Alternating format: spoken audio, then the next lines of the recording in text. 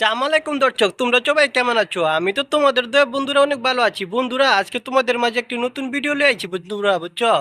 আজকে তোমাদেরকে আমি কিছু দেখাবো। আমি যেখানে কাজ করি বন্ধু, তার পাশে কিছু গাছ গুছ লাগাইছি, বুঝছো? এই যে তোমরা এগুলা চিনতে পারবা।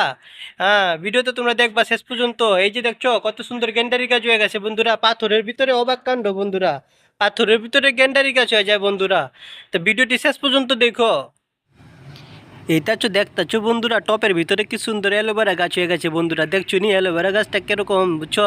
ফেসের কত সুন্দর সুন্দর লাগবে রে। এই যে সুন্দর সুন্দর ফুলের শুভেচ্ছা বন্ধুরা, এগুলা কিন্তু আবার কি নাম আমি জানি না বন্ধুরা, তোমরা জানলে কিন্তু কমেন্ট করে জানাও। আর এই যে দেখতেছো আজকের বিশেষ আকর্ষণ বন্ধুরা, পাথরের ভিতরে কেমনি গেন্ডারি গাছ হয়ে যায় মালয়েশিয়ার পাথর আর বাংলাদেশের মাটি সমান দর্শক। একসময় মালয়েশিয়ার প্রধান কৃষি ছিল, বুঝছো? প্রধান কাজ ছিল মালয়েশিয়াতে কৃষিকাজ। কিন্তু দিনের পরিবর্তনে দেখো এখন মালয়েশিয়া পরিবর্তন হয়ে গেছে কত, আর বাংলাদেশ এখনও পড়ে রয়েছে এঁটেল মাটি দোষ মাটি। তার এই যে দেখছো বন্ধুরা, আমি একটু চাপচুপ করতেছি, অনেক দিন হয়েছে চাপচুপ করি না, তো তাই তোমাদের মাঝে একটু শেয়ার করে ফেলাইলাম। কাজের থেকে আইসা গোসল না করে চলে আসছি গাছের ধারে। গাছটার অনেক দিন হয়েছে বন্ধুরা দেখি না, পড়ানো শান্তি নেই, দিল কোনো মানিতে পারতাছি না, যে গাছটার কাছে যাইতে পারতাছি না কামের চাপে। তো আজকে 5টা বাজে ছুটিতে আসা বসছি বন্ধুরা। তো গিয়ে গেলাম গাছের কাছে, দেখো না গাছটার সুন্দর কি সুন্দর আমি দেখতেছি। আর এই তো বন্ধুরা দেখতেছো গাছের সব কিছু ময়লা ছিল সব পরিষ্কার করে ফেলেতাছি বন্ধুরা। আর তোমাদেরকেও দেখাইতেছি গ্যান্ডারি গাছ। আর গ্যান্ডারির দাওয়াত রইল, বুঝছো? যদি লাইক আর সাবস্ক্রাইব দিয়ে থাকো আমাকে, অবশ্যই কমেন্ট